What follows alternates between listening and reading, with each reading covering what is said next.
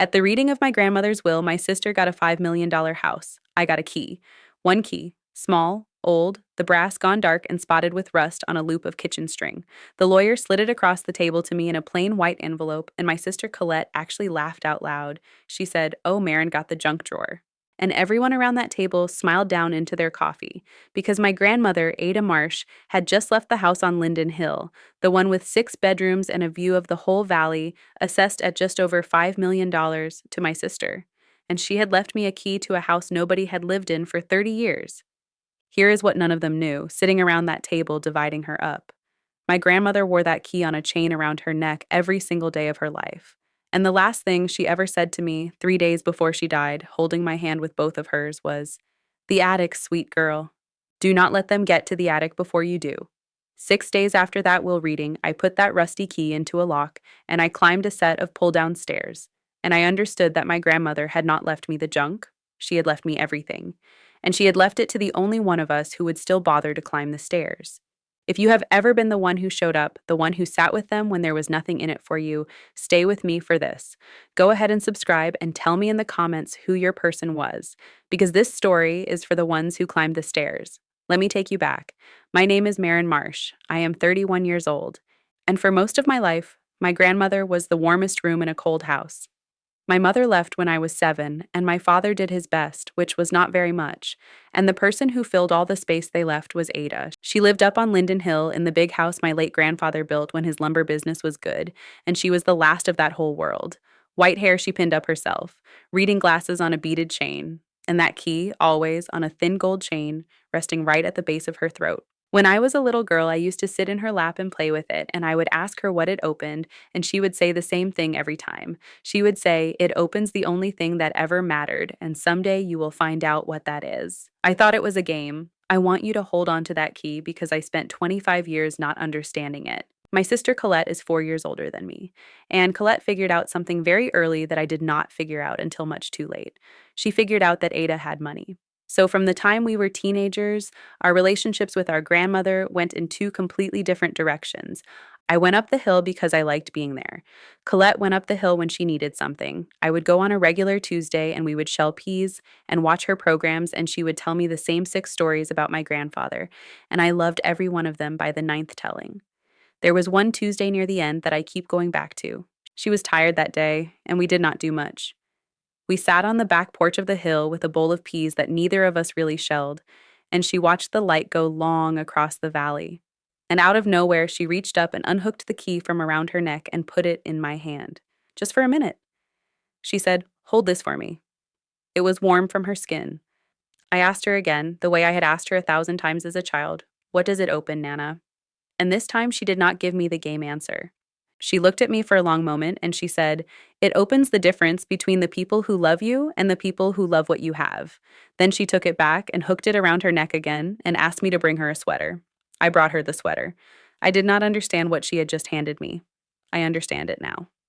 Colette came at Christmas, and on birthdays that were convenient, and any time a car needed fixing or a deposit needed making, and she would sit for exactly 45 minutes and then check her phone and go. For the last 4 years of Ada's life, when she really started to fail, I was there 3 and 4 days a week.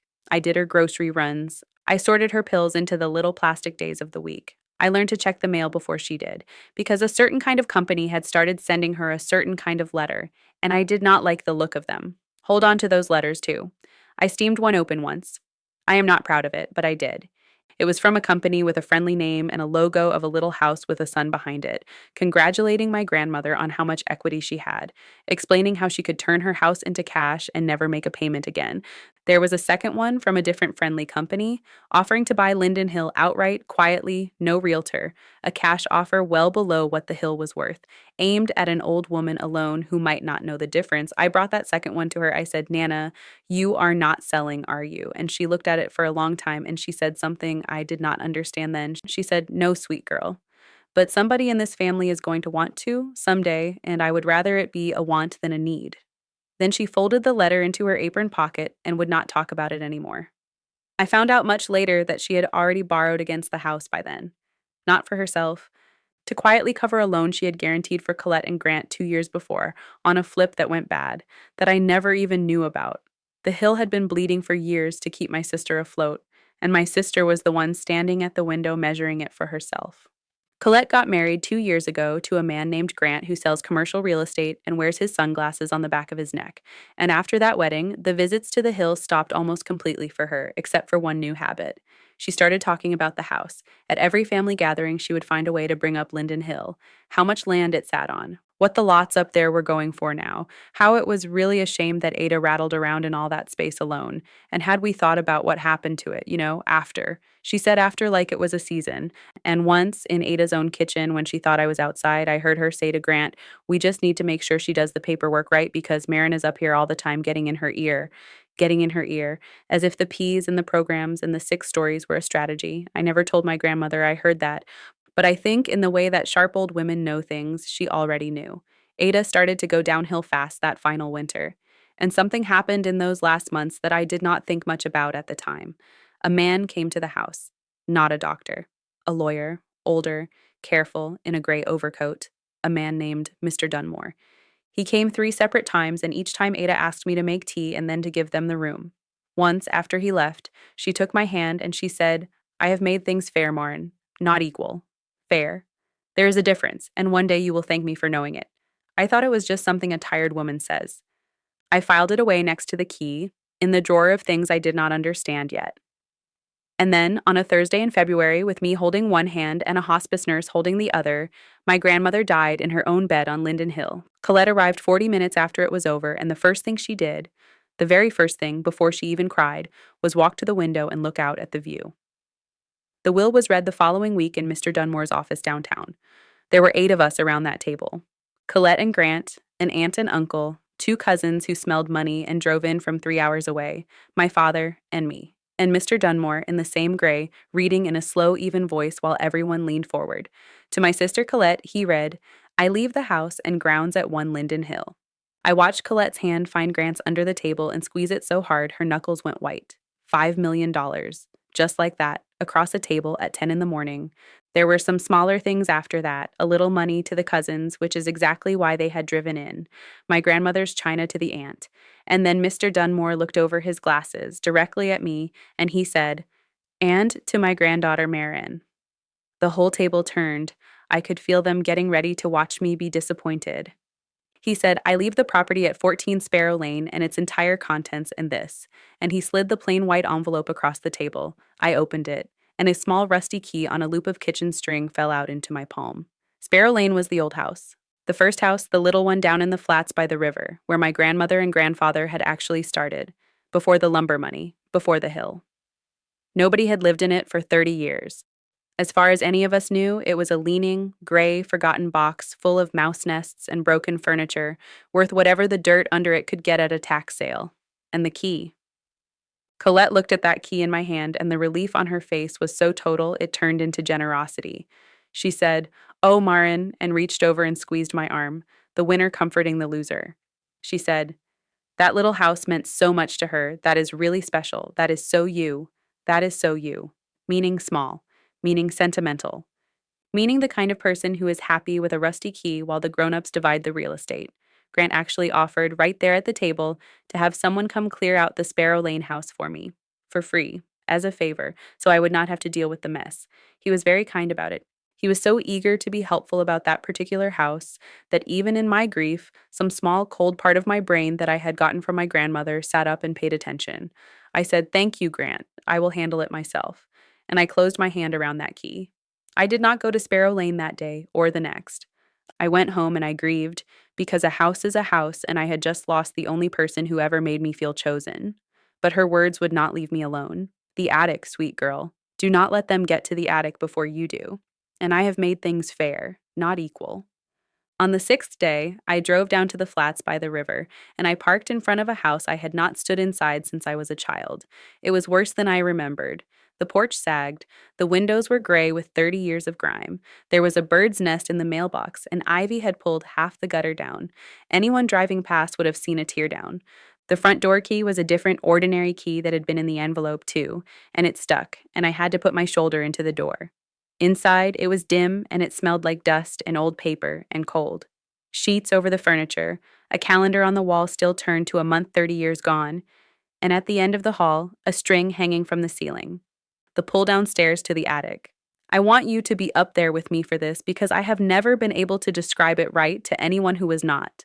I pulled the string, and the stairs came down with a groan and a cloud of dust, and I climbed up into the dark with my phone flashlight in my teeth. The attic was small and low and mostly empty. Just a few boxes, an old dress form, and, against the far wall, under a canvas tarp, something square and solid and about waist high. I pulled the tarp off. It was a safe. An old floor safe, black iron, with gold pinstriping worn almost to nothing, and a keyhole. Not a dial, a keyhole. And I stood in that freezing attic holding a rusty key that my grandmother had worn against her throat every day for 50 years, and my hands were shaking so hard it took me 3 tries to fit it in. It opens the only thing that ever mattered. The key turned, the door swung open, and I sat down right there on the attic floor because my legs would not hold me.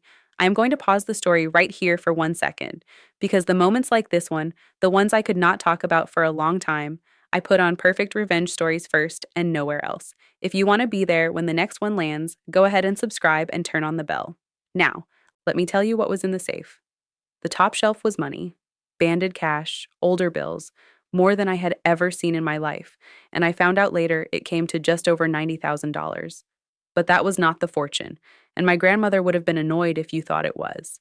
Under the cash were the bonds, a thick accordion folder of them, bearer bonds and treasury certificates and stock certificates, some of them older than my father, all of them in her maiden name and my grandfather's, quietly compounding in the dark for decades, while everyone up the hill counted her by the size of her house. And under the folder was a leather portfolio. Inside it were deeds. The deed to a parcel of land out past the county line that I did not understand until I called the right person. 311 acres that my grandfather had bought for nothing in the 50s, sitting directly in the path of the new highway interchange with a signed option letter from a developer clipped to the front. There was more. There was a small velvet roll of gold coins. There was a cigar box of jewelry that turned out to be real, the things she never wore because a smart woman does not wear the real ones. By the time a very quiet appraiser and a very careful accountant were done, months later, the contents of that rusty little safe in that falling down house came to just under $6.8 million.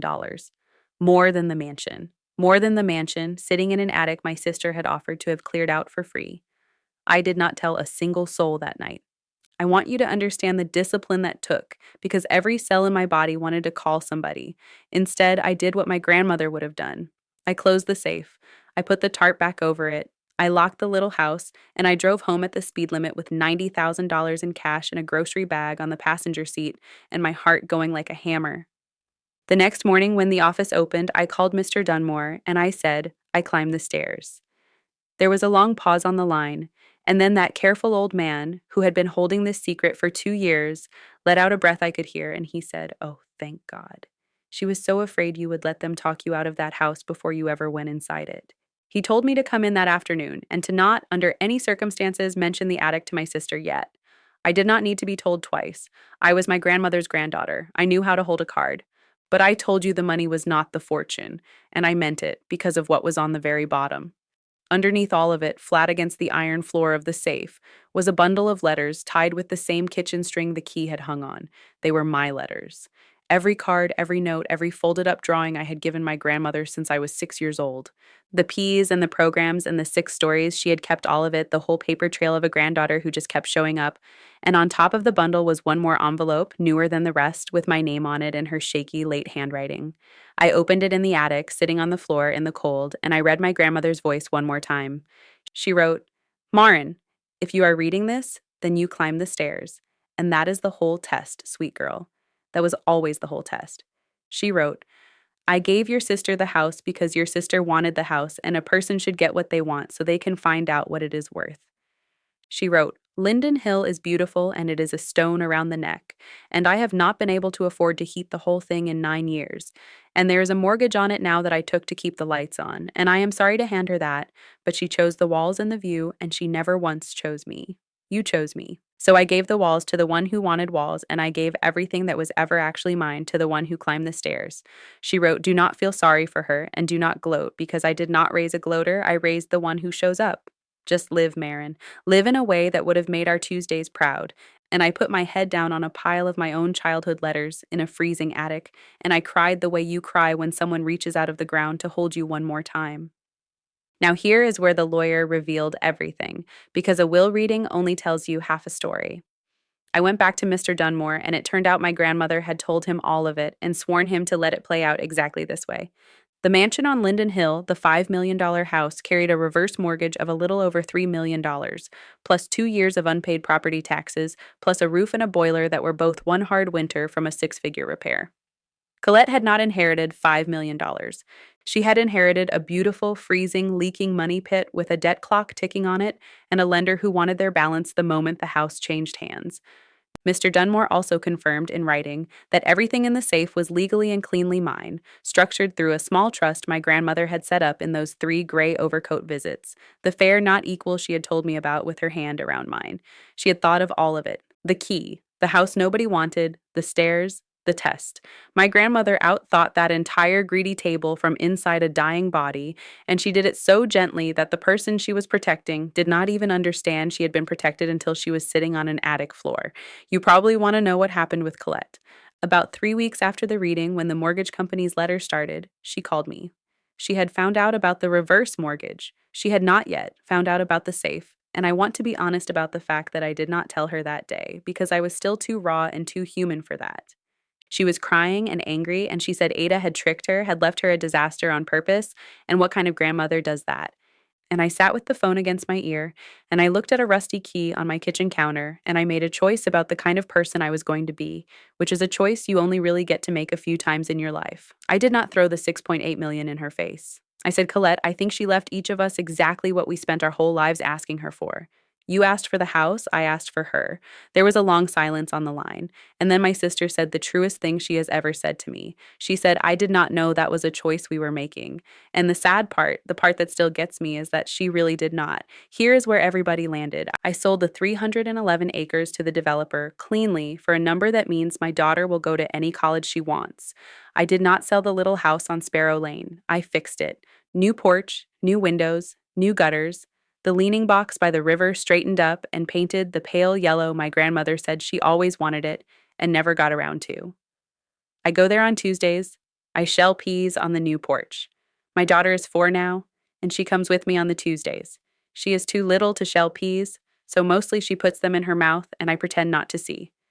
And a few weeks ago, she found the key.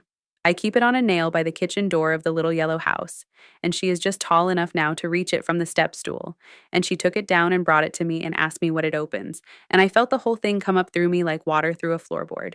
I got down on the porch boards next to her, and I closed her small hand around that rusty little key, warm from her grip, and I said the only true thing there is to say about it. I said, it opens the only thing that ever mattered, baby. And someday you will find out what that is. She looked at it, deeply unimpressed, the way a 4-year-old looks at anything that is not candy, and she handed it back and went to eat more peas. And I hung it back on its nail, and I thought, there she is, the next one who will have to decide whether to climb the stairs. I think she will. She already knows the way to the porch. The safe is still in the attic, empty now, but I could not make myself get rid of it, so it just sits up there under its tarp, an old iron box that once held everything that mattered. Colette and I are not close, but we are not enemies either. I quietly helped her get out from under Linden Hill before it took her all the way down, through Mr. Dunmore, structured so it did not feel like charity, because my grandmother did not raise a gloater. She lives in a normal house now, a nice one, on a normal street, and I think she is closer to happy than the hill ever would have let her be. She has never thanked me, and she does not know the whole of what I did, and that is all right. Not everything you do for someone has to be a receipt they sign. Some of it just goes in a safe in the dark and compounds quietly, the way my grandmother taught me. People ask me if I was angry that day at the table when they laughed at my key. For about 6 days, I was, and then I climbed the stairs. So here is the only thing I have for you, and then I will let you go. Be very careful who you decide is the winner in the room, and be even more careful about laughing at what the quiet ones were handed. Because the loudest inheritance is not always the largest one. Sometimes the whole fortune is a small, rusty, dark little key, worn smooth by a woman who knew exactly which of you would bother to find out what it opened. It opened the only thing that ever mattered. She was right. It always did. Tell me in the comments about the person who chose you when it did not benefit them at all, and I will see you in the next one.